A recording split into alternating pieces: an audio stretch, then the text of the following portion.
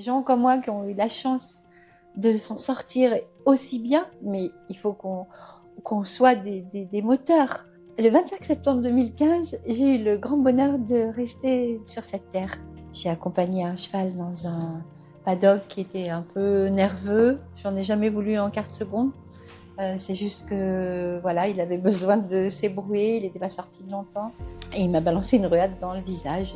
Et voilà. Il paraît que j'avais mon œil au milieu du visage, donc ça ne devait pas être très beau à voir.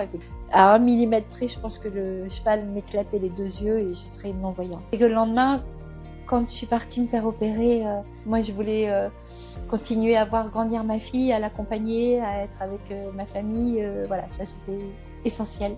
Et c'était pas gagné du tout. Et il m'a dit on va se battre. Ben, j'ai dit super, on va se battre. Ouais, je suis allée me voir, je dis ok, t'as une gueule un peu déformée. Dans quel état d'esprit êtes-vous aujourd'hui, 10 ans après votre accident?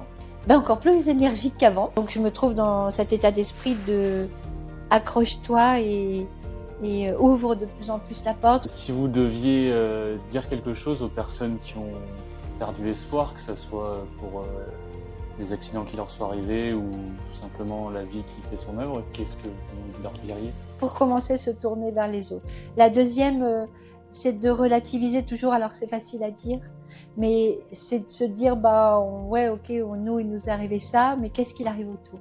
La troisième chose, pour ceux qui aiment pas lire, qui pensent qu'il n'y a rien à chercher dans la littérature, je leur dirais, allez-y. Moi, mes écrivains, il y en a beaucoup chez moi, je les appelle mes amis.